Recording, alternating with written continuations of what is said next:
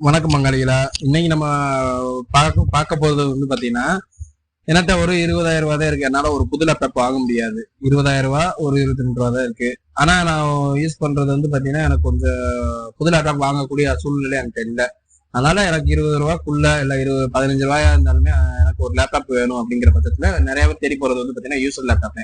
இப்படி user laptop தேடி போகும்போது நிறைய வந்து பாத்தீங்கன்னா ஒரு எப்படி செக் பண்ணி வாங்கணும் அப்படிங்கிற ஒரு பேசிக்கா ஒரு இது தெரியாம வாங்கிட்டு வந்துருவாங்க. ஒரு 5 நாளோ ஒரு 10 நாளோ யூஸ் பண்ணிட்டு பாத்தீங்கன்னா அவங்களுக்கு வந்து அந்த ஒரு ப்ராப்ளம் இருக்கும். மறுபடியும் கொண்டு போய் கொடுத்தாங்கன்னா வாங்க மாட்டாங்க. ஏன்னா யூசர் லேப்டாப் வந்து வாரண்டி கிடைக்காது. வாரண்டி இல்லாத ஒரு லேப்டாப். அதனால அவங்க விற்கிறவங்க வந்து பாத்தீங்கன்னா சும்மா ஒரு 7 நாள் ரிட்டர்ன் பாலிசி மாதிரி வச்சிருப்பாங்க. அந்த 7 நாள் வந்து அவங்களோட செல்லும். அப்படி இருக்கும்போது இந்த மாதிரி லேப்டாப்புகளை எப்படி செக் பண்ணி வாங்கணும் அப்படிங்கிறது நிறைய பேருக்கு வந்து ஒரு சந்தேகம் இருக்கும். அதை தான் இன்னைக்கு வந்து பார்க்க போறோம். முதல்ல வந்து பாத்தீங்கன்னா ஒரு யூசர் லேப்டாப்பை பேசிக்கா நம்ம செக் பண்றது வந்து பாத்தீங்கன்னா முதல்ல கீபோர்டை செக் பண்ணுங்க. கீபோர்டை செக் பண்ணீங்கன்னா உங்களுக்கு வந்து பாத்தீங்கன்னா ஸ்லிம்மா இருக்கணும். இப்ப இந்த கீபோர்டு வந்து பாத்தீங்கன்னா எல்லாமே ஆர்டர் படி வரிசையா இருக்கா அப்படிங்கறத நீங்க பார்க்கணும். உங்களுக்கு நான் அந்த வீடியோல காமிக்கிறேன், கரெக்டா ஆர்டர் படி இருக்கா அப்படிங்கறத நீங்களே பாத்துக்கோங்க. ஏன்னா அது ஒரு முக்கியமானது லேப்டாப் செக் பண்ணும்போது. கீபோர்டு வந்து பாத்தீங்கன்னா ஏதாச்சும் ஒரு இடத்துல வந்து பாத்தீங்கன்னா பள்ளமா இருக்கிற மாதிரி இருந்துச்சுன்னா கீபோர்டு வந்து பெருசா யூஸ் பண்ணிருக்காங்க, ஹெவியா யூஸ் பண்ணிருக்காங்க அப்படிங்கிறது ஒரு அர்த்தம். கீபோர்டு வந்து கொஞ்சம் டேமேஜ் ஆயிருக்கும். அதே மாதிரி மவுஸ் பேடையும் பாத்துக்கோங்க. மவுஸ் பேடை நீங்க கரெக்டா பாத்துக்கிட்டீங்கனாலே உங்களுக்கு வந்து லேப்டாப் தான் இருக்கும். நீங்க ரைட் கிளிக் பண்ணும்போதும் லெஃப்ட் கிளிக் பண்ணும்போதும் வந்து பாத்தீங்கன்னா உங்களுக்கு வந்து அந்த டச் கரெக்டா இருக்கும். இல்லைன்னா ரொம்ப உள்ள பள்ளமா இறங்குற மாதிரி இருந்துச்சுன்னா அப்ப இந்த கீபோர்டு மவுஸ் பேடு இந்த ரெண்டுமே ரொம்ப ஹெவியா யூஸ் பண்ணிருக்காங்க அப்படிங்கறதையும் பார்க்கணும்.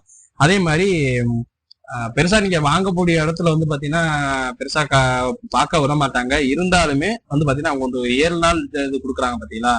அப்படி இருக்கும்போது நீங்க கவனமா பார்க்க வேண்டியது பேட்டரி பெர்ஃபார்மன்ஸ். இந்த பேட்டரியை வந்து நீங்க கரெக்டா பார்த்து வாங்கினீங்கனாலே உங்களுக்கு வந்து அது என்ன அப்படிங்கிறது தெரிஞ்சுக்கணும்.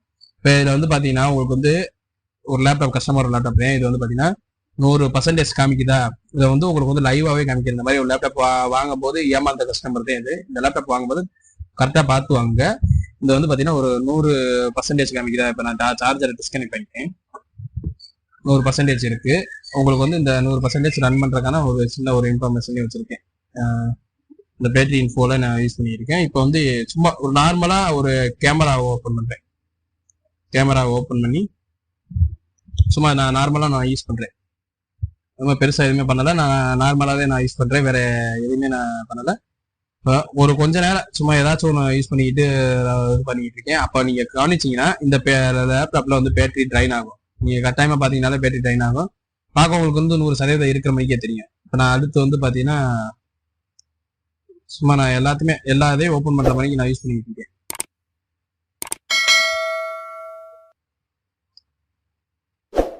இது எல்லாத்தையுமே நீங்க கவனமா பார்த்து வாங்கணும். ஏன்னா இந்த கஸ்டமருக்கு இந்த லேப்டாப் வந்து பாத்தீங்கன்னா வாங்கும்போது வந்து பாத்தீங்கன்னா கரியா செக் பண்ணல.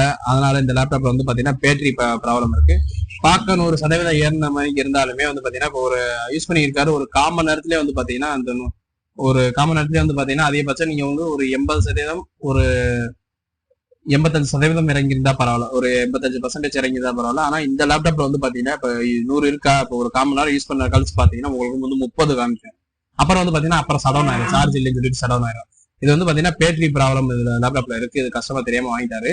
அவருக்கு வந்து நம்ம முடிஞ்ச அளவுக்கு வந்து ஏதாவது சப்போர்ட் பண்ண முடியுமா அப்படிங்கறதே நம்ம பாத்துக்கிட்டு இருக்கோம்.